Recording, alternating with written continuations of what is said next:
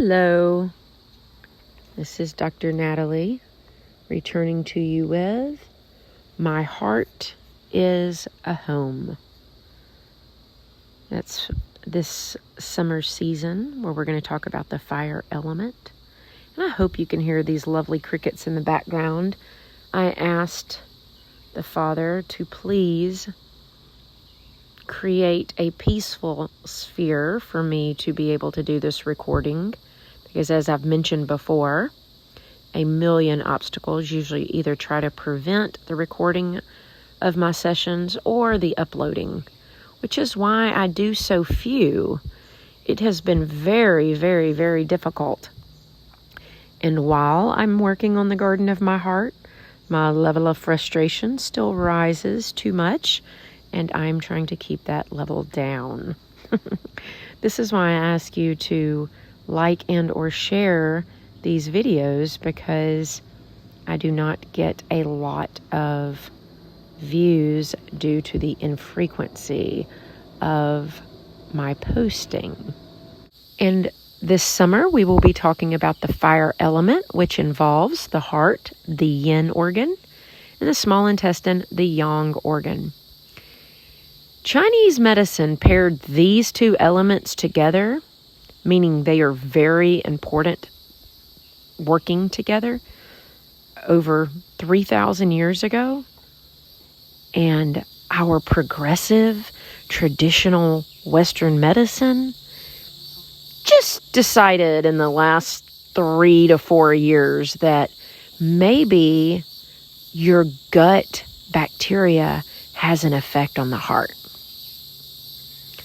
So this is why I want you to understand why I moved from traditional Western medicine to Chinese medicine, because traditional Western medicine is a sick care system. It is designed to keep you coming in for money. That's right. Their symbol represents commerce. So it is a money-making industry. And yes, while China is now the world dominating leader and will likely take over the world, back in the day, before greed, Chinese medicine originated by getting people well, because you didn't pay for the services unless you actually got well. I mean, that is something to think about, right? And so the heart and the small intestine are connected. We've talked about the heart housing the Shen, or the spirit, and the Shen, or the spirit, is the heart, right? That's where it's housed, is in the heart. And the Shen, or the spirit, should control the soul, the mind, the will, and the emotions. And that, in turn, should control the body. Okay? I have devoted my life to studying health. And when I tell you that the spirit is the most important aspect, I'm not exaggerating, which is why I've started this channel. And I hope over the next 5 to 10 years, I'm able to teach this at length to people for longevity, for youthfulness, for healing. We live in a world where people are doing the most insane and grotesque things to stay young. Youthfulness is coming with a price. Youthfulness in our day and time is buying young serum, infusing a young person's blood, infusing a youth serum at the expense of a life to stay young. That should really upset you. It should be so disturbing that it's incomprehensible. Okay? There is a better way to stay youthful. And God designed it. He created it. He wants us to remain youthful. He doesn't want us to age or to deteriorate. He did not create his creation that way. As I've mentioned before, the DNA is infinite, right? He made the DNA strand to be infinite, to go on forever. He meant for our bodies to rejuvenate forever. That's what the body was in the garden before our ancestors decided to sell it. Okay? They sold longevity for a lie. And so my goal here is to reinstate the ways that God designed for us to stay youthful. And so, in that, we've talked about becoming aware and taking account, right, of what is in our soul or our soil. And today I wanted to talk about something similar, but relating it to the rooms of a house or a home. If we could begin to see our heart as a home. So, one way we can look at the health of our heart is by looking at our face or our cheeks. In Chinese medicine, the heart resonates up through the face or the cheeks. And so if you deal with rosacea or your heart gets flushed or you're dealing with hot flashes, maybe related to menopause, those are all connected to a heart yin deficiency. If you deal with a very pale face, that's a heart blood deficiency. If you deal with a very puffy or swollen face, that's a heart qi deficiency. So the heart represents itself in the face, also in the mouth or the tongue or the gums, okay? The stomach is also connected to the gums, but if you're dealing with gums that bleed very easily, okay, that's recessed gums can be related to heart qi deficiency. Dental tartar or calculi is almost always related to gut health. So again, that small intestine element. The tongue, if you deal with a kind of swollen or thick tongue, that's damp or lymphangiectasia, congested lacteals in the small intestine. Could be related to food allergies, parasites, dysbiosis, which is poor gut bacteria, or a toxic biofilm. Most people have toxic biofilms and have no idea. We can talk more about that as we go and things we can do for the toxic biofilm. And there are other patterns of the tongue, ulcers if there's too much heat, pale if there's a qi deficiency. So there's a lot of imbalances that you can look at to determine heart health without actually even having to have an echocardiogram or an evaluation of your heart or an EKG. So Chinese medicine, of course, was pretty ahead of its time, as I mentioned in almost every one of my sessions. I like answers. I think I've talked about that. I'm a solution finder. I don't like hearing complaining ever from anyone. What I teach my daughter is, let's find a solution, okay? Okay, this may be annoying to you. Let's find a solution for it, right?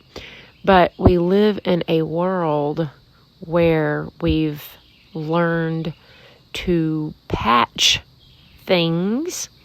And when you patch something or make it temporarily go away, right? Cover up the symptom. We're in a world of symptom control. Then the imbalance just goes deeper, okay? So that's in the body, but that's the same as in the spirit world, and it's the same that's in our heart.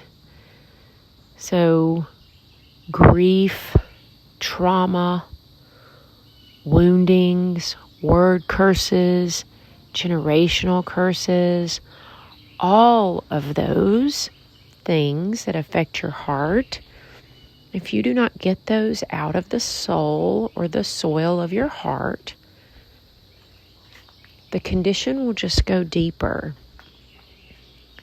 And the heart, if it's left unwell, will make the body sick. Okay, again, because the spirit controls the soul, and then the soul controls the body. So as I mentioned, I would like to talk about the heart as a home. I am at one of the most lovely homes I've stayed in a while. When I go out of town, one of the things I look for is beautiful homes. I just absolutely love to go and rest in a beautiful home that someone has built. I love seeing the touches that they have put into it. I love seeing the design. Just a home represents a person, right? And so over the years, I have found homes and have connected to people just simply in knowing, hey, we're very similar. You know, you can go to a person's home and know, I would get along with these people. We would be really good friends. And so I've made some connections over the years with people's homes. And I want us to think of our heart that way. I haven't gotten to read very many fictional or books over the last 8 years that pertain to anything other than, you know, Chinese medicine, my business, healing, whatnot. But I did recently get to read a book that I've talked about. It was written by the author of the co-founder of Blackberry Farm, Chris Beall. And the name of the book is The Great Blue Hills of God. And she has gone through several different life experiences of loss. And so I wanted to read her account of that and how she dealt with that. And she says in one area of her book that everything in her life had been centered around the home, around building a home. But it wasn't until she moved into a shed that she found that a house is not a home, that the true meaning of home was much deeper. So it took this woman that had, I think she had lived, and I don't have the book with me right away, but 36 or 46 homes that she and her husband had renovated and lived in. That's a lot of homes, okay?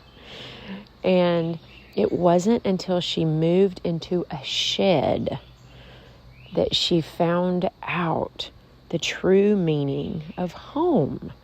And that resonated with me so much, because when God called me back to Him, I was part-time living in a yurt, which is an outdoor tent. I had a home in town, but my boyfriend at the time lived in a yurt on a beautiful spring-fed trout farm. That was something he had built. And it was there that God called me back to him. And it's something about the stillness, right, of the land. There's something about the stillness of being undistracted. There's something about that where you're not moving something around in your home. You're not cleaning. You're not adding. You're not, doing the day-to-day tasks of a home, where we can become still and God can reach us. And so I loved the fact that she met God in a very similar situation. And so she had to give a speech at an antique and garden show. And this was an excerpt out of her speech. It's all the things that we can't get our hands on that end up being the most important in life.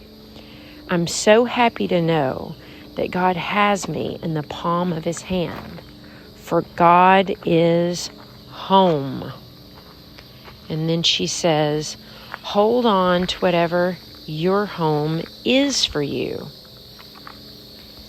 And then she ended her speech with her favorite aphorism, which says, all it takes is all you've got, and it's worth it. All it takes is all you've got, and it's worth it.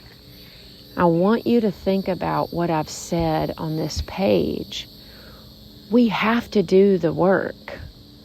We've created a society of people that don't want to work. They don't want to work in the physical. We can't find employees. Businesses are closing because they can't find employees. And so we've created this society of people that do not want to work. And yet, if you don't work, if you don't put in the effort, you will not see results. And so, is health worth it to you?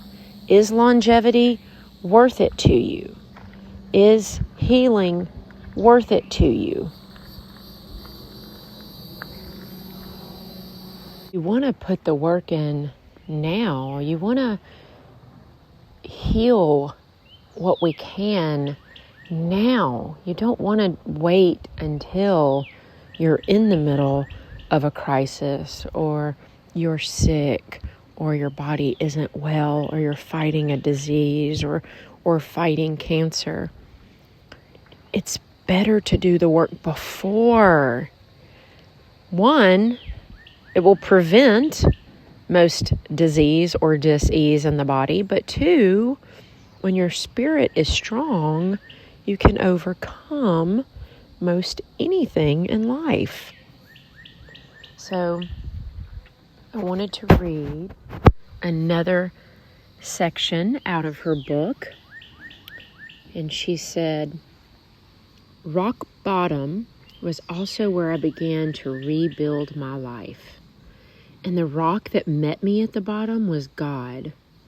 God was what told me to pick myself up from despair, to go do something, go be something, go share something, go think of something for someone else. Be lonely, be still, because when you have been lonely or still, you will learn how to go and sit next to someone else who is also lonely and still. It's okay to be hurt, because then you can feel compassion for the stranger in line behind you who is also hurting. Be small, because it is the small kindness that moves the world. Be mindful, because each first light, each walk, each thank you, each smile matters. Be joyful, because it is far better to find goodness than to find fault. That is so beautiful, right? When we talk about God taking all of the things that were meant to harm us and turn those into good, we can understand that the hurts that we go through, the traumas that we've endured, if we can heal from them and can learn from them, we can help someone else. So in this session, I want us to think about our heart as a home, right? With rooms in it. What would someone find in your heart if they visit it like a home? Would they find love, joy, peace, kindness, all the fruits of the Spirit that we've talked about on this channel? Or would they find chaos, confusion, disbelief, anger, regret, guilt, resentment? I see so many people that carry guilt at my office. Guilt over everything. Guilt over situations that they have no control over or that they had no control over. And I need to put up the frequency chart again. I will make note to do that. But guilt is a low frequency. Guilt will prevent healing. It will prevent health and longevity. So what would a person find in your home? I want you to think about that. Let's take a moment and let's ask the Father, Father, if someone visited my home, what would they find? Sir, walk us through the rooms of our heart. Walk us through the rooms and show us what's there. I want you to close your eyes. I want you to imagine what each room looks like. What's the first image that comes to your mind? Is it beautiful? Is it lonely? Is it sad? Afraid?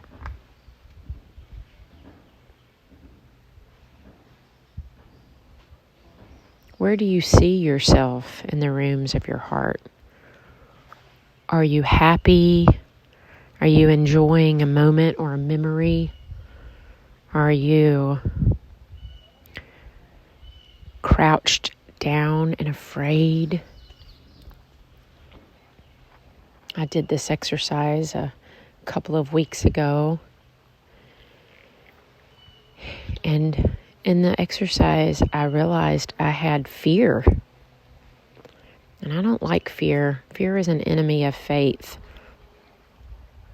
And so I was able to ask the Father to show me what that fear was, and He revealed it to me. Fear likes to hide. It likes to be hidden. Doesn't want us to know it's there. But we have to go through our home and take account of the rooms. What's there? What's hiding? What's lurching, right? Anger, it could come out at a time we don't want it to. It could show up. Gosh, anger could show up and kill someone. I mean, that's what anger does, right? Anger can hide until a very horrific moment where it jumps out and creates severe trauma. I mean, that's what happens when you hear of these stories of love and hate, or these murders of passion. It's not love that drove them to kill someone. It was jealousy, anger. Those things were hiding in their home. So let's take an account of the rooms. Walk through each room, just as I did in this home when I got here, and just looked at the tiny details in each room and just the perfect connection to another person's heart.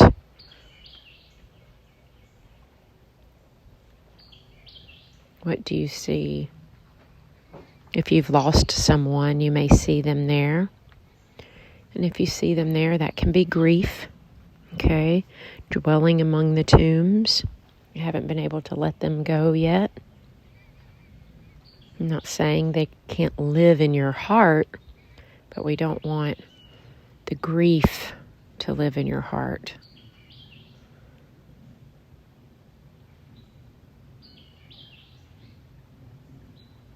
Maybe it's something from your childhood. Maybe it's something from last week. Maybe it's something someone said to you. Maybe it's a identity or a label you've given yourself. Maybe it's one someone else has given you. But I guarantee you it's not the identity that God has of you, that He sees.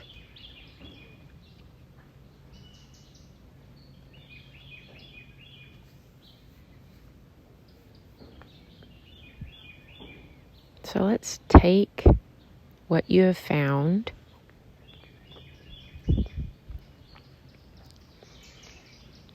We're going to just ask Jesus to come in to that room with us. So Jesus, we just welcome you into our home, into our rooms of our heart. Will you take this from us?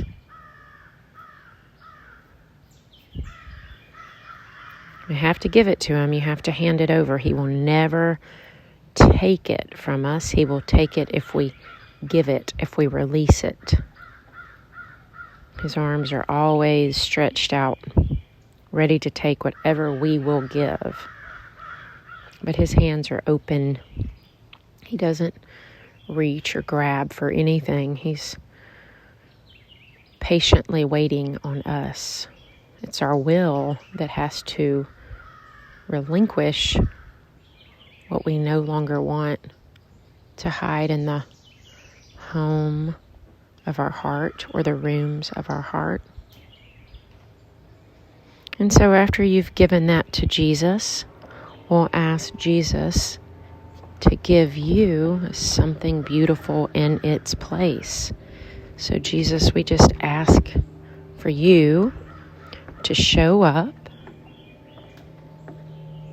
to give us something beautiful in its place. What do you see? Maybe flowers. If your memory is from being a child, it may be a stuffed animal. Maybe it's a pet.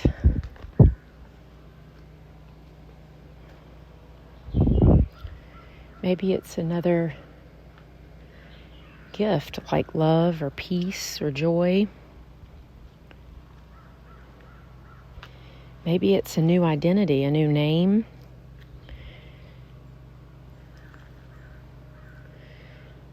If there was a label hiding in your heart, God wants to give you a new name, a new label. And just ask him for that. What do you want to give me in exchange? It's always so beautiful.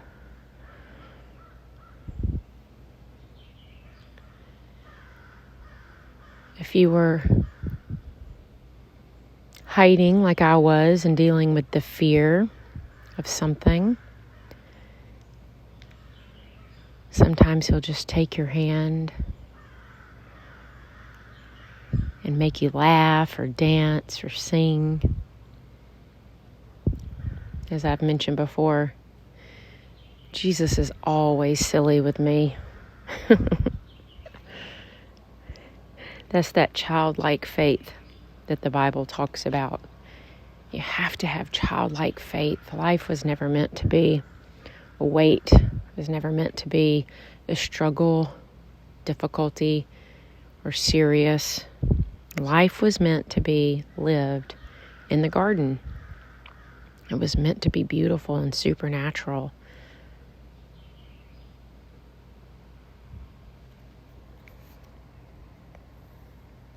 Now I want to read to you something that was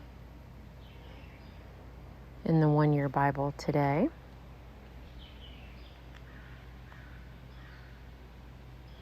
And it's from 1 Kings 8:12-13. Then Solomon said, "The Lord said that he would dwell in the thick darkness. And I have surely built you a house of habitation, a settled place for you to dwell in forever." When I was reading that this morning, I was thinking about the ark and how the ark was built for God to dwell in. They wanted a place for God to dwell in.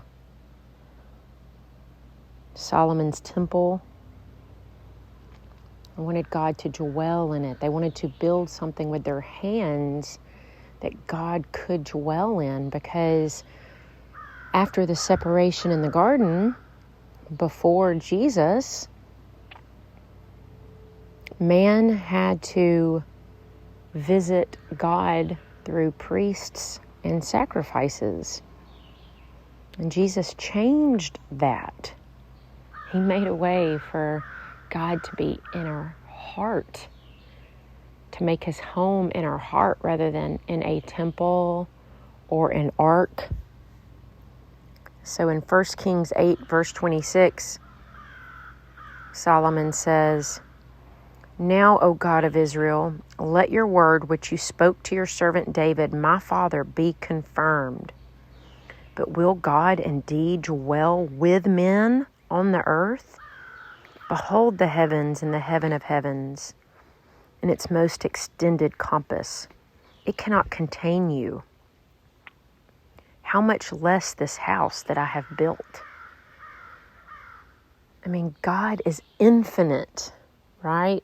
So this king was talking about how infinite and magnificent the creator of all earth and all beings was, and that could he actually really build something, that this creator could come in and visit with men.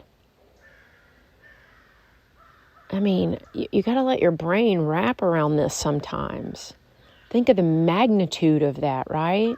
What we take for granted. We have full access to God our Father every second, every minute of the day. This is why I spend so much time with him. Because when the magnitude, when the magnitude of that really resonates in your spirit, then you realize this is all I want to do, right? This is all I want to do, is to converse and be with my Creator. So that was before Christ, okay? I want to read from the New Testament, which is like after Christ. This is Ephesians 3:17-19. Then Christ will make his home in your hearts as you trust in him. He will make his home in your heart. But there's a contingent, okay? As you trust in him. Then your roots, the roots in our garden are our soil of our heart, as we talked about. They will grow down into God's love. Those roots that we have made way for, right? We've been pulling up all the junk we don't want so we could make way for the things that God wants us to have in our heart, the fruits of the Spirit. It said, then those roots will grow down into God's love, and they will keep us strong, and we may have the power to understand, as all God's people should, about how wide, how long, how high, how deep his love really is. May you experience the love of Christ, though it is too great to understand fully. Then you will be made complete with all the fullness of life and power that comes from God. Now, this has been a long session, longer than I normally do. I've had to avoid fighter jets, multiple boats on the water, a million other distractions, but we got through it. Hallelujah. So please, if this blessed you, hit the like button, share, and continue this exercise of walking through each room of your heart or your home and taking account as to what's there. It will change from day to day. It will change. God will tell you when you're ready to address certain things. So you may be at the place where, hey, nothing showed up. That's okay. That's okay. Doesn't mean nothing's not there. We will get there. It takes time. But there are other things that might be in the way, or maybe you're not ready to face what is in there right now. So I hope you have a wonderful beginning of your summer, and I look forward to talking to you soon.